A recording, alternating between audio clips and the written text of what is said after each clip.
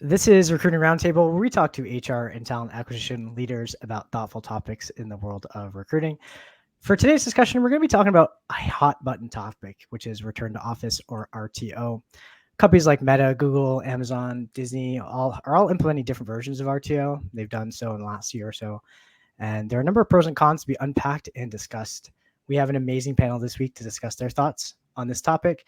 Joining us are Lauren Hoe, head of tech recruiting at Lattice, and Rachel Hirsch, talent leader at Amicus. Rachel, Lauren, thanks for joining. Thanks for having me. Glad to be here. All right. So as tradition, we like to start with a few intros. So please briefly discuss, yourself, a little bit about your background, and we'll go from there. Maybe we'll start with Rachel. Sure, happy to. Thanks again for having me, Sean. Really excited to be here and to meet you as well, Lauren. So my name is Rachel. My pronouns are she, her. I've been in recruiting in the talent space for my entire career, predominantly mostly at startups at various stages. So really excited to share my perspective. I think this is an incredible topic right now and obviously something that everyone has a lot to say on. So really glad to be here. Great. Thanks, Rachel. And Lauren? Yes, I'm Lauren, and I currently head up our technical recruiting team at Lattice. I started my time in the tech industry about 13 years ago at a wonderful company called Eventbrite. Had a really long stint at Slack and saw a ton of scale there. And like I said, now I'm at Lattice. And I think the RTO sort of trends that we're seeing are really fascinating. And I'm really proud of Lattice's stance and how we're supporting our employees. So I'm excited about the conversation ahead. Great. Thank you. And lastly, my name is Sean Huynh. I'm Manager Director at Rocket. We've built an AI-powered tool that enables our recruiters to engage 5 times as many candidates in half the time and source really complex job requirements using highly granular industry-specific filters. We are a trusted partner for over 500 companies focused on quality, with 62% of our candidates being accepted by clients for a first interview. All right. So let's start with location. Please tell us a little bit about where you're currently located, and have you typically in your career worked remote, hybrid, or in office? Let's start with Rachel. Yes, so I am personally based in Stamford, Connecticut, which is just above New York City. I used to be the type of person who would commute into an office in Manhattan 5 days a week. So it was a labor of love, about an hour and a half commute each way. So definitely a lot of time on the train, on the subway, waiting for trains and subways, that type of thing. Recently with the pandemic, I've switched to being full-time remote. So I actually have not spent time in an office since everything happened in 2020, and have mostly worked at predominantly remote companies. One company I worked for started to roll out a return to office plan with more of an encouragement for people to go back into the office, but no requirements. So have been a bit lucky in that sense. And I personally love my time working as a full-time remote employee. I totally feel you. I've spent a lot of time in Stanford. I used to, one of my clients used to be NBC Sports. They had their big office there. And the commute from Manhattan to Stanford is no joke. That train is probably 50-ish minutes. And then you got to get on, you're at whatever train station, you got to take another subway to get home, right? So yeah, it's all the little things that add up with the commute too, right? It's not just the train. It's, the time you have to take to, get to the train, then you're waiting 5 to 10 minutes to get on that train. Then next you have to get on a subway. Then there's, the 5 to 10 minutes in between. So I often find that it's all those sort of little waiting parts that add up to the broader total. And it's nice where I am because I have access to go into the city if I have a meeting or even just personally to go see a concert or a sports game. But it's definitely an undertaking, especially 5 days a week. Second full-time job in a way. I totally hear that. Lauren, what about yourself?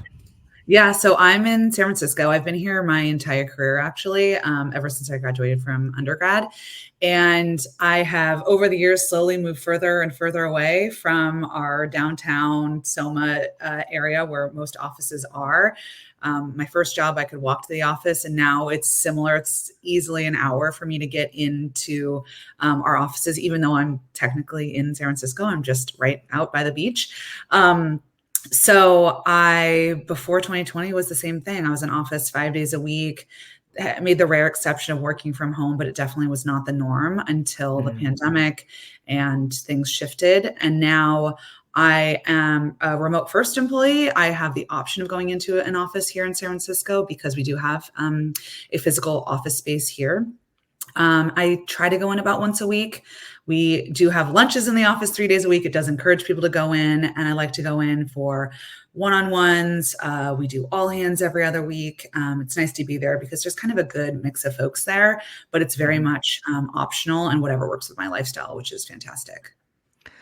So let's stay on that topic, Lauren. How Yeah. Lattice's, I guess, policy is, hey, we have an office here that you can come in and collaborate with people if you wish, but there's no pressure to come in. How do you think that affects the employees' response to that mandate? Right? Do they like it like that? Do they wish there was a little bit more structure? Like, what's your general feedback? We did get some feedback that they wanted a little bit more structure, like encouragement of days when it's preferred that we're in. And so leadership heard that from one of our engagement surveys, and that's why we are consistently doing our all hands on Thursdays. Like I said, we also have lunch. Oftentimes there's a breakfast provided as well. So it really does encourage folks to kind of, if you can, get into an office. We also have an office in New York. So the same thing for those employees as well.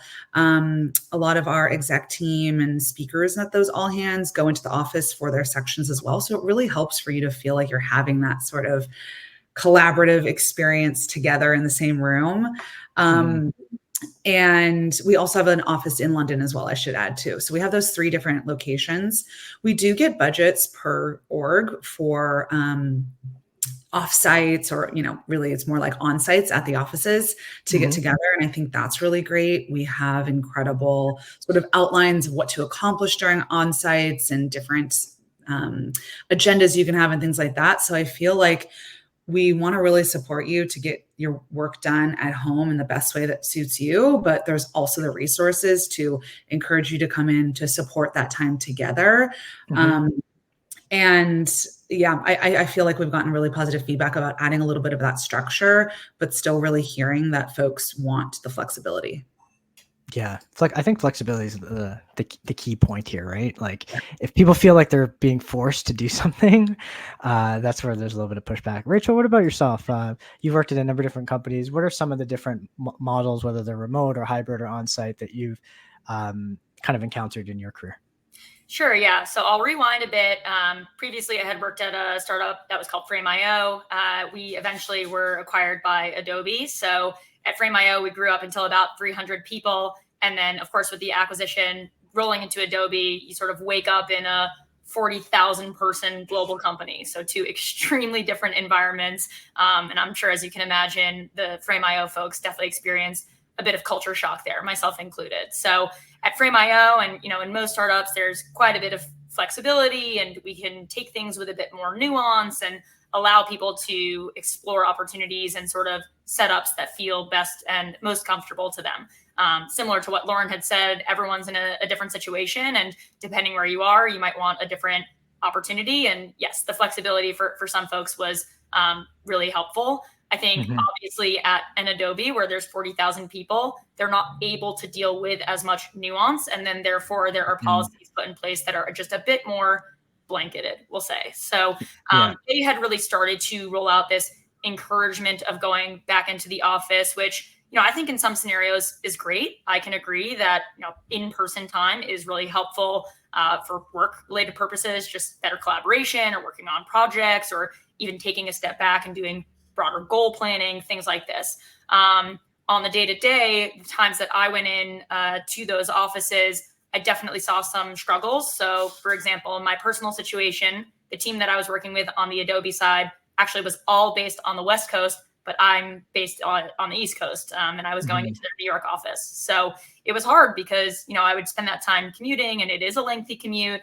And they were encouraging me to go in, and I wanted to abide by that. But then I would go in and not even get to do really any collaboration or sit at those desks because I was tucked away in a phone room all day on Zoom meetings anyway. So it was definitely a bit of a challenge with that scenario. And then, in my next company, we were a full-time remote, actually global company. So the setup there was that all employees were 100% remote first.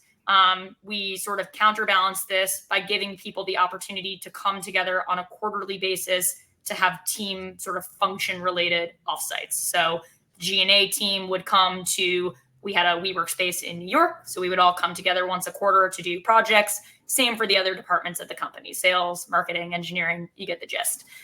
They also did a one time a year all company offsite, which I thought was a great chance for people to meet sort of cross-functionally as well. So that I found was a much better balance in terms of, getting to do the day-to-day work from the comfort of your own home or your own space or wherever you want to be, but then still having that in-person time. And it does help to have it on the calendar because we would find ourselves saying things like, okay, let's not even tap into this project yet. It's not urgent. We're going to come together in person in a month. Let's save this for the sort of offsite. So that was a balance that I actually found really helpful and liked a lot. And, certainly challenges that present in that and being in a remote first environment, but I liked, at least personally, having the balance of both.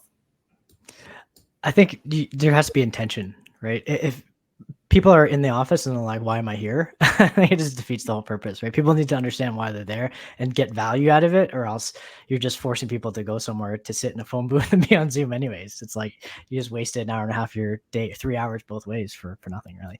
I think just one thing I was going to add is I think it's really important for leadership to keep an eye on the success of employees based on their location. So if 95% of the folks who get promoted last cycle are based in San Francisco or New York, but that doesn't reflect your actual employee base in their locations, something is off, right? And so you need to look at that. And so I really appreciate that we are trying to be really thoughtful about pulling that data and looking at the fairness of folks to have promotions and success and see growth at our company. So that's just something that I think it's easy to ignore that, but it's really important that we keep an eye on, the opportunities for all, no matter where your location is. Yeah, definitely. If people start feeling left out or feel that their career growth is stunted because they're remote, that becomes a problem. Yeah. So let's tackle the productivity and collaboration piece. With RTO, a lot of companies, executives, whoever comes down with the mandate says, productivity is increased when people are together. Do you believe that to be the case? Maybe Lauren, you can take that one. Yeah, I think Rachel touched on this a little bit. It depends on what we're talking about. If we're maybe goal setting for H1 or for the year and coming together and being a leadership team or coming together and being a TA team, I think you are going to get a ton out of that in-person, face-to-face, in one room, whiteboarding experience. But I think there's so much that we can do in the comfort of our own home or your own WeWork space or however you like to work in a cafe that helps people just knock out the work that they need to do.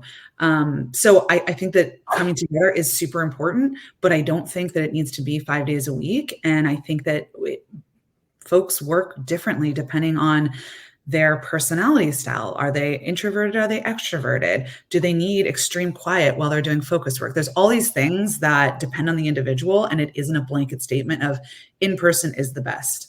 That's my personal take. I'm curious what Rachel thinks.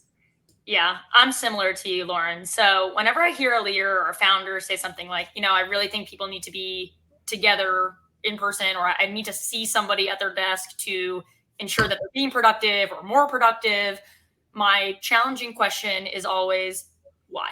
What is the goal that you are trying to accomplish by using this method? So let's not jump to solutions until we understand the problem that we're trying to solve. And if the problem that we're trying to solve is either productivity in general or being able to measure productivity, my counter is that if you need to physically see people in an office in order to measure their productivity, then we might not have the best methodology to measure performance in place. And I think that, as we've said on this call, there are a lot of ways to measure productivity and goal setting. And I think that many of those things can be done remotely. I agree, Lauren. I think that, one thing that the pandemic has really highlighted for a lot of us in bringing remote work to the forefront is realizing that, as you said, people do work differently and need different things. And I can tell you from my personal perspective, as someone who used to commute 5 days a week, I did not realize the impact that was having for me personally on my mental health, my life, my ability to spend time with friends and family. And, now nearly 5 years later, which is crazy to say, I feel like time is just this weird black box for the last few years, but I can share I am a happier, nicer, better, more productive person for the business when I can wake up, work out on the Peloton in my apartment, have breakfast with my partner, and then log on to my computer. Genuinely, I am more productive. I am better with my time. I am excited to open my computer, not dreading it on an hour-long train ride. And then it also excites me for the times that I do want to be in person. I'm excited to go in and see colleagues I haven't seen in a while. I'm excited to meet that person who just started that I actually haven't met in person yet. So I think the balance is really important here. And there is no one size fits all. So I'm certainly not here to condemn any company or founder who feels that that is the approach that they want to take. I think it is part of a range of philosophies that people can take. Just like every company has their own personal stance on certain benefits that they want to implement, certain strategies that they have and want to bring. If that's the philosophy that you want to embrace for your company, that's great, right? There's nothing wrong with that. And if you want to say, we're an in-person first business, that's the stance that you take. I do think, however, that if that's the stance you're going to take, it is worth weighing the pros and cons and making sure that for you and for your business, it actually solves the problems that you're hoping to solve. And being aware of the talent you might lose out on because you're making this requirement. And even with all the things that I said, which is definitely my personal opinion with a little bit of Lattice's policy sprinkled in there, we are actually forming a brand new team on the go-to-market side. And we do have an in-office requirement for that team for the foreseeable future, whether they're in New York or San Francisco, because it's a brand new team, a brand new function. And we want people to be in person, building this new professional muscle, if you will, and really forming that team to be cohesive. So there is an exception, right? Our general philosophy is X, but we do make an exception for Y. And so I think being able to really express that and why and what the goals are for that in-person time is super important. And the response has been really positive, but certainly, there are folks that we couldn't consider because they weren't in those locations, and we had to go into that eyes wide open. Yeah, I think that's a great point. There isn't a one size fits all approach with every company, right? Like even within the company, to your point, Lauren, there's a new team and there's a very distinct reason. The why is there. Like when people on as a new team, this is why we want to be closer together. So in companies where maybe there's a hybrid, there's some employees that are remote, some that come in the office 5 days a week, some that come in 1 or 2 days. What are some of the things that you've seen companies do to ensure that there's that inclusiveness, that everyone feels like they're not being left out, to Lauren's earlier point, that they feel like maybe they're not missing out on promotions or stuff like that?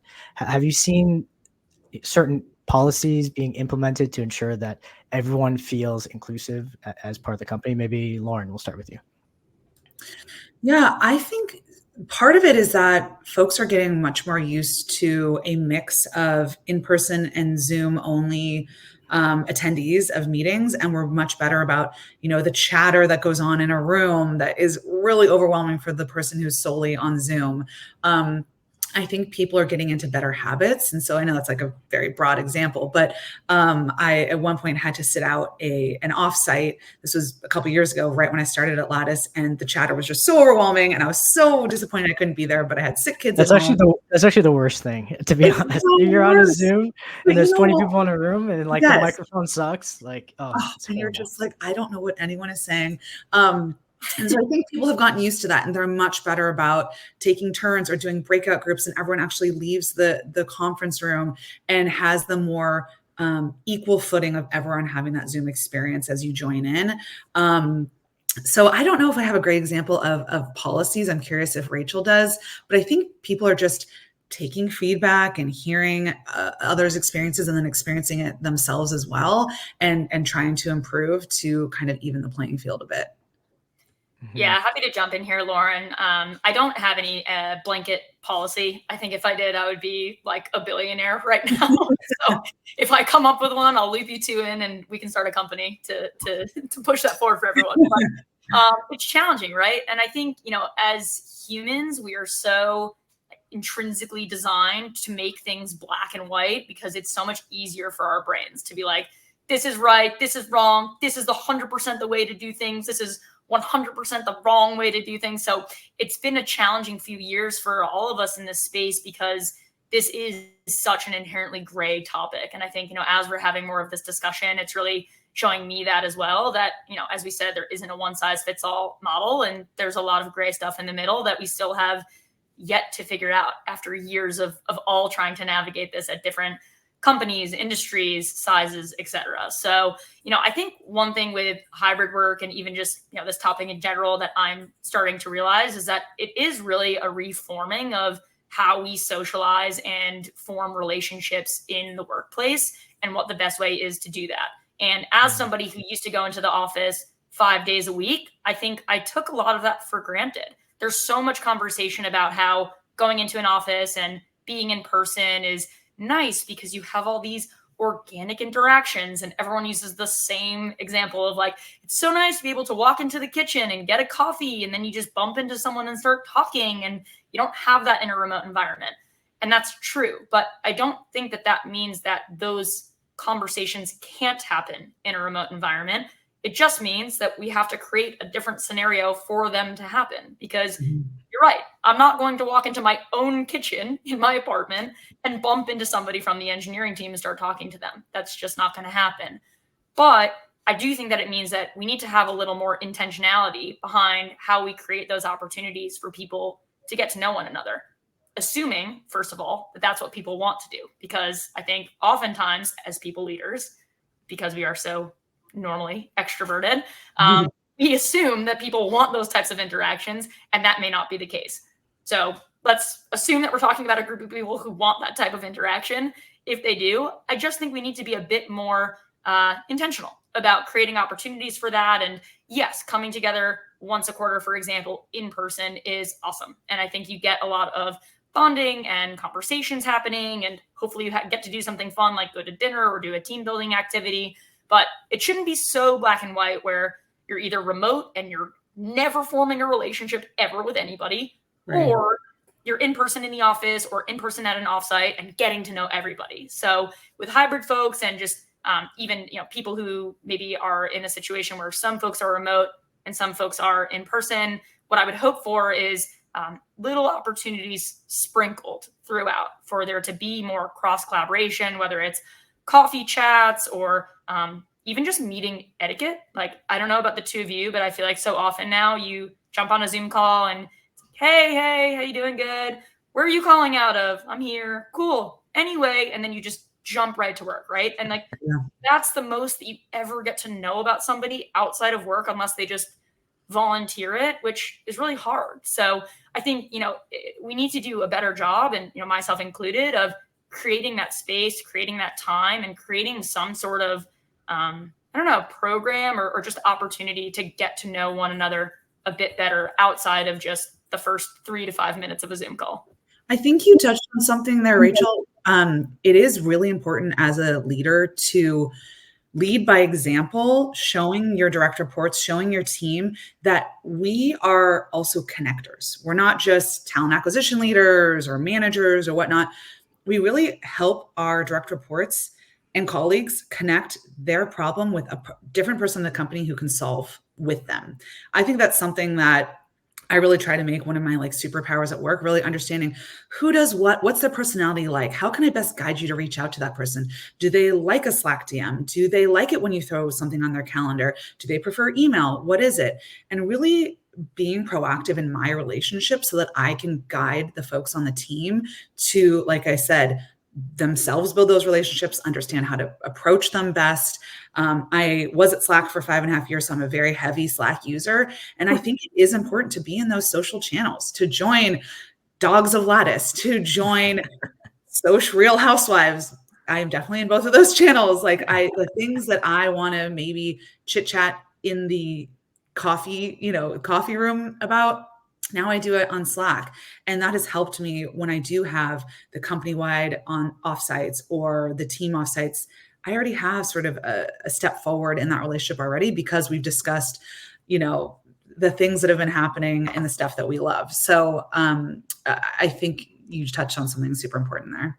Yeah, I love that. I'm a huge proponent of social Slack channels, and I've definitely worked with founders who fall into that pitfall of, I don't want there to be too many social channels because I'm worried about productivity and that they're going to be distracted. And I've even worked with someone who said something like, it's just another form of social media. So if we're going to have all these Slack channels, might as well just encourage people to be on Instagram all day. And I was like, okay, let's maybe rewind a bit. I think they're necessary. And again, we're human beings. You have to treat people like human beings at work. And no, people can't sit and just work 8 hours a day. So there are going to be times where they need to mentally check out for a minute or two. But if you're going to mentally check out for a minute or two, wouldn't it be great if they could do it in a way where they could also build relationships with, people at the company? I think one of my favorite Slack channels I've ever been in, and quite frankly, one of my favorite parts of one of the startups I worked with was we had a channel that was called Sisterhood of the Soup. And it was 15 people who came together with a love for soup. And every time one of us was making soup, eating soup, had seen a fun recipe for soup, we posted in Sisterhood of the Soup. And anytime there was a post in this channel, it was the highlight of my day.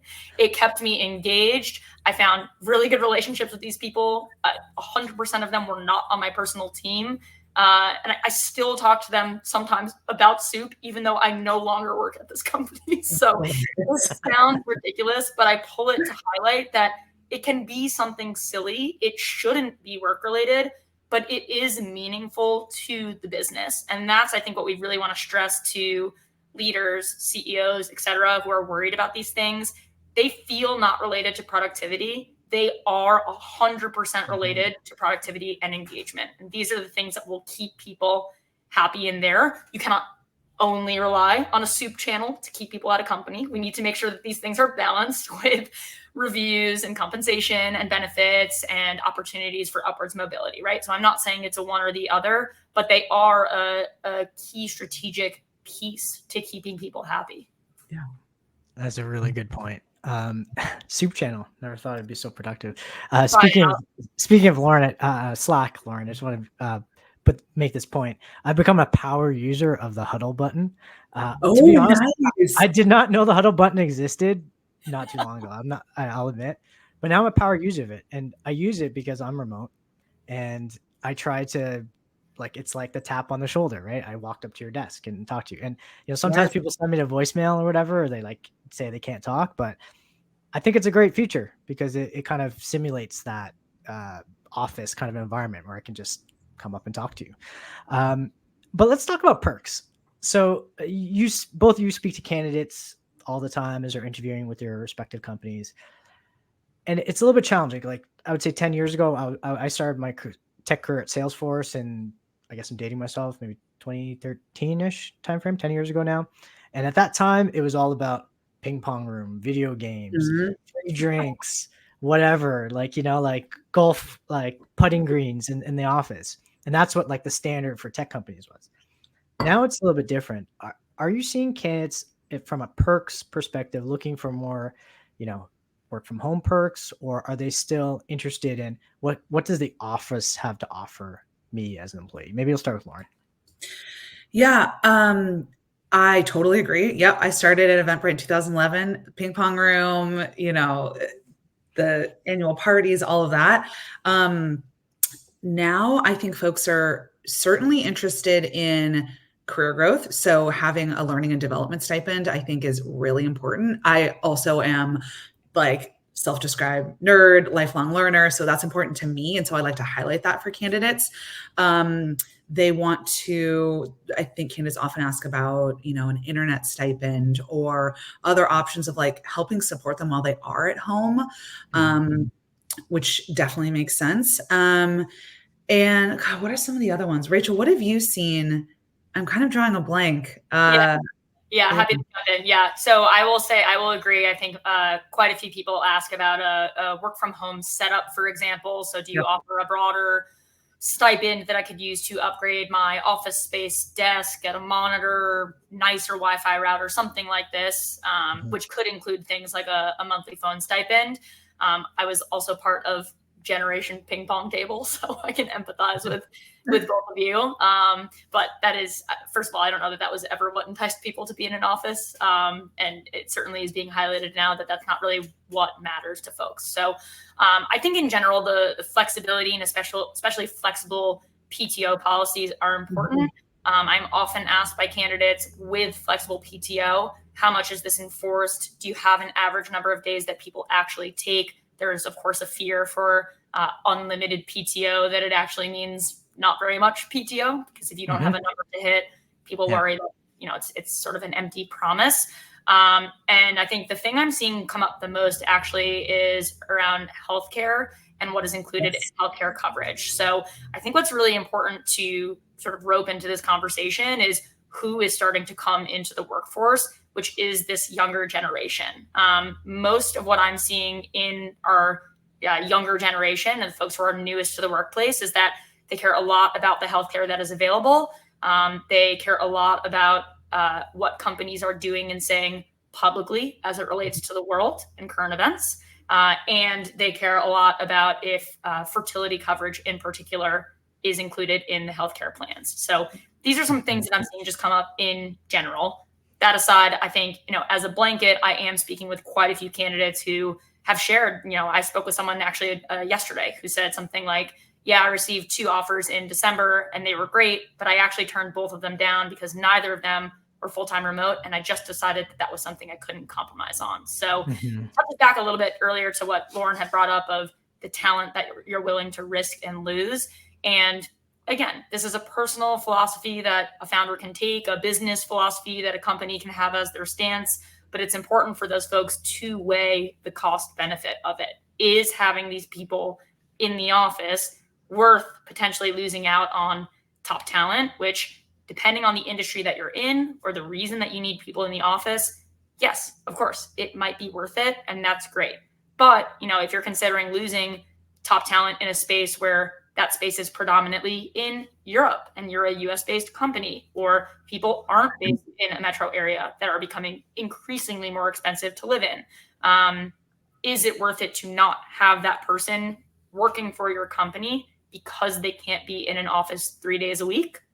Maybe not. Right. So it just depends on each scenario and what it's going to either provide for your business or take away from it, depending on the scenario. I think the 2 things I'll add are plus one about like the fertility benefits and also mental health benefits. Yes. We have a great mental health benefit that we also like to highlight. And our people team is great about reminding folks about it, having sessions, helping you set it up, encouraging you to really leverage that benefit.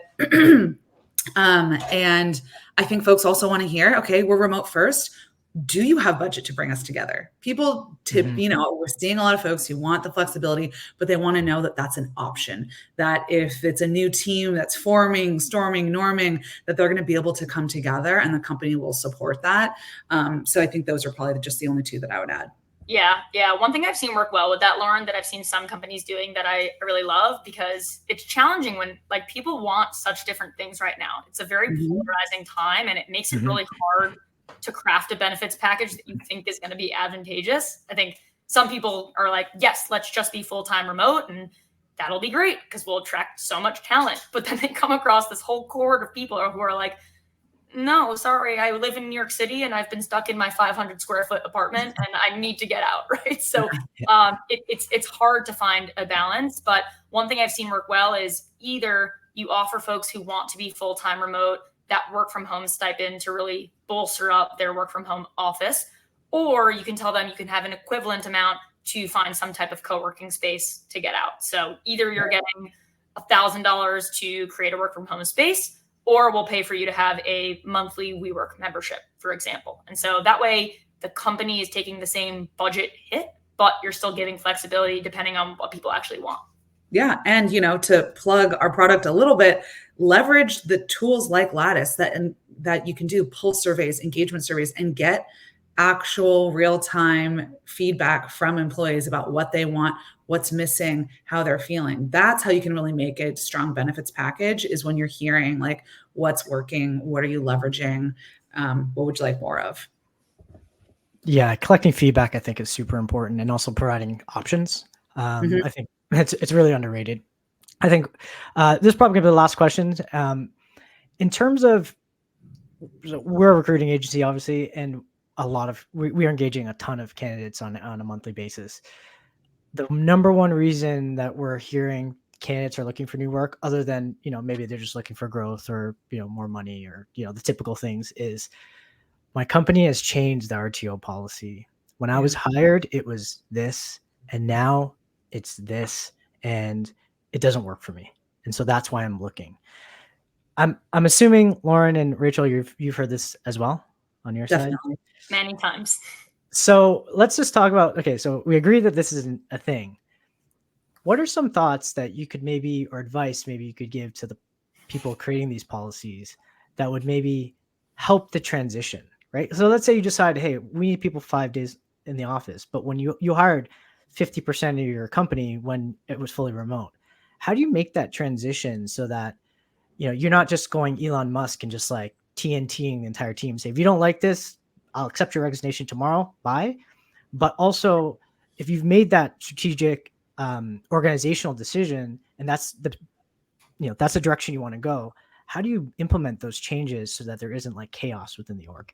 Maybe Lauren, do you want to take that?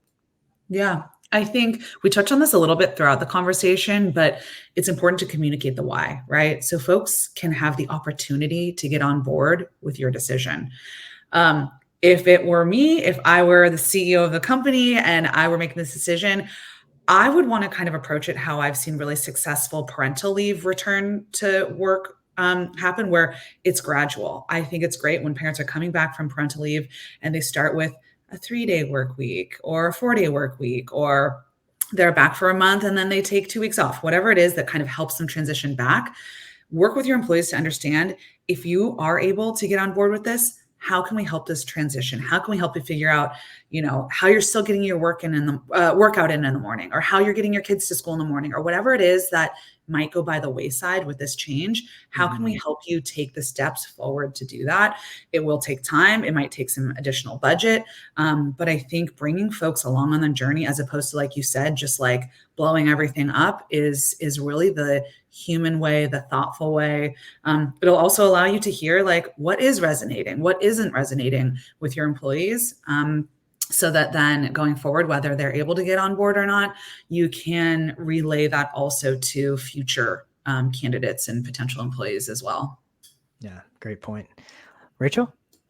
Yeah, I 100% agree. I think explaining the why behind decisions for almost anything, whether it's RTO or another policy that you're making that's company wide, is really the key. And as people, we crave understanding the rationale for decision making, and it is the best, and it's free. It costs you nothing, $0 to tell people how you came to a decision and why you're driving it. So really can echo that, Lauren. I think, what would be helpful, and sort of I'm trying to think through myself, if I was the CEO, how would I approach this? I think it's important to really drive that feedback and collect it at all stages of this. So before you even roll out that policy, can we send out some type of survey and understand how much of a risk is this going to put the business at if we make this decision? Because you don't know how people feel until you ask. So can we send out a survey before making that decision and say, would it be a deal breaker for you if our company decided to roll out a return to office plan at X days a week back in the office?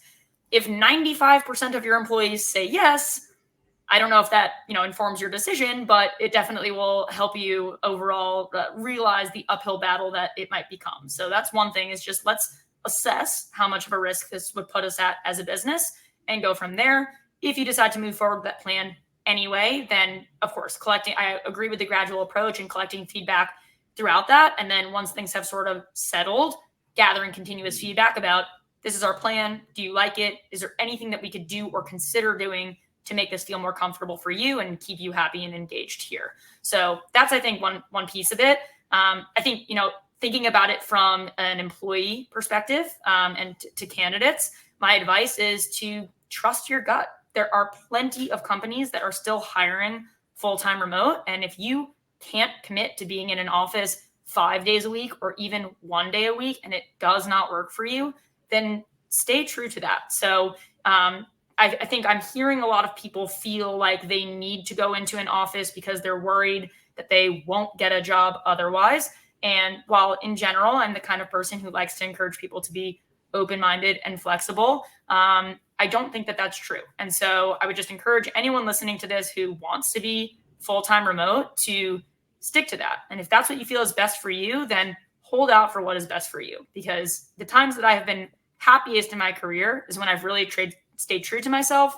I felt like I worked somewhere that aligned with my personal philosophy and how I like to approach work. And so if that's what you feel is the best situation for you, then go for it. So overall, I think, yes, it's a gray area, but there are so many options right now for people to kind of pick and choose and find the right environment that will be best for them. And I think that's great because that will enable us all to find people who are best for our companies. Yeah. Amazing point. Thank you so much, Rachel, Lauren. This was an amazing conversation. We had so many insights, and I learned a lot today. So thank you both for joining. We really appreciate it. And until the next time, thanks for tuning into Recruiting Roundtable. Thank you. Thank you. See you later.